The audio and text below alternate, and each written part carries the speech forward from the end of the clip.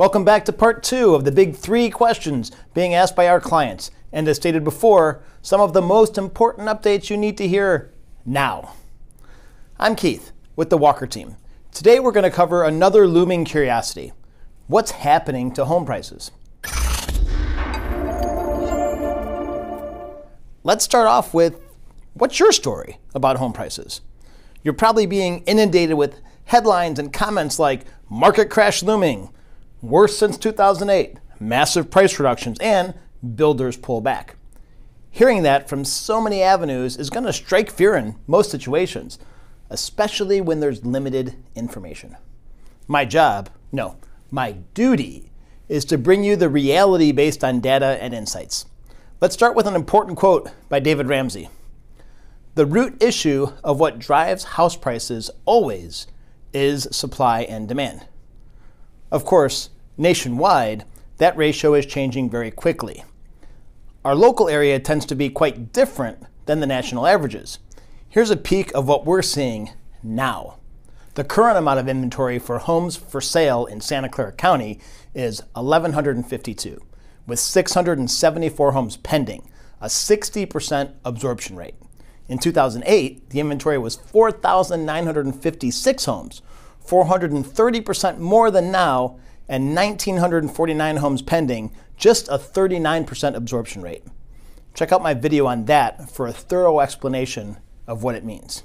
The pandemic changed the market dramatically based on people's needs, an office, yard, etc., and also pushed the pause button for months, essentially backing up demand in an unhealthy manner. Now we've hit an inflection point of the housing market. Believe it or not, this sudden change is actually normal in Silicon Valley housing cycles. Let's cover what the national experts are saying. One of the icons in the industry of real estate projections is Ivy Zelman, and she has one of the most bearish projections over the next couple of years, calling for national drops of 4% in 2023 and another 5% in 2024. Note that although bearish compared to most, she is not calling for a market crash. The chief economist for First American, Mark Fleming, also chimes in. Notice that he also calls for caution if you're waiting for a market crash, instead calling for expected moderation. The reality is that housing was overvalued and overinflated in the second quarter due to the low interest rates and the available stock market money. Now, ask any of those buyers that paid 10 to 15% more than the values now if they regret getting a 30-year fixed 3% interest rate and using their stock market money value from 6 months ago. Interestingly enough, 2022 will go down as a year of positive appreciation, although slight, 1 to 3% in the history books. We are hearing talk of some depreciation, anemic appreciation, and varying overall opinions. But the general consensus can be summed up by John Paulson, who actually was one of the economists that called the 2008 housing crash. His quote, "We're not at risk of a collapse today in the financial system like we were before. It's true, housing may be a little frothy, so housing prices may come down or they may plateau, but not to the extent it happened." Of course, he was referring to the 2008 housing crash in that comparison. Essentially, some markets will decline and some will moderate. Historically, always being one of the strongest markets in the nation here in Silicon Valley, what do you think will happen locally? Here's a collection from some of the top experts for the expectations for 2023. By the way, if you are the media, who gets the most press, especially when it's someone with Zelman's reputation? If you haven't figured out the media by now, doom sells. We're not quite there. Now, look at those numbers. The best case is probably 3 to 4% appreciation locally. This will really all depend on the spring supply and demand scenario.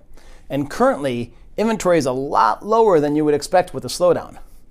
Why is that? It's simple, really. Current homeowners have record equity in their home, probably financed at a historical rate, and don't half to sell. Now, check out the Metropolitan Service Area's Home Price Expectations Survey. Almost 900 metropolitan areas projected, and the expectations all land in a fairly small range of variance. Once again, not every area is expected to appreciate, and we have already discussed the historical strength of our area here in Silicon Valley. Have you seen Apple, Facebook, or Google pack their bags and leave yet? Take a look at the 2024 to 2026 projections from expert analysts. Overwhelmingly, the majority are optimistic for the future.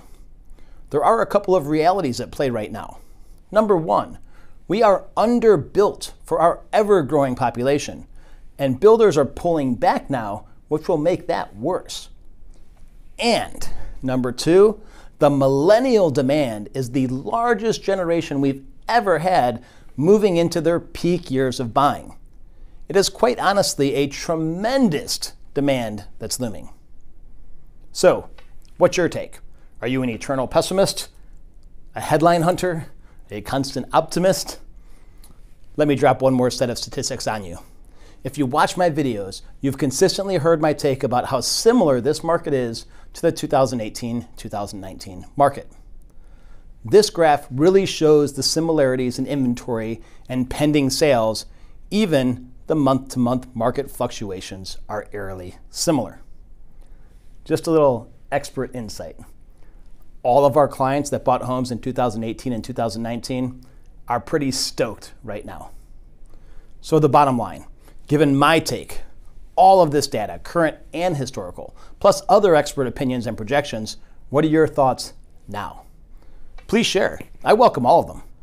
As always, I'm Keith with the Walker team of Intero, and I'm here to educate and navigate, not speculate and fabricate. Hey, follow me on YouTube to see the upcoming final deep dive, the number 3 question, how are the changes in home equity affecting people? Or rewatch the first video, will mortgage rates keep rising? See you soon, and thank you for watching.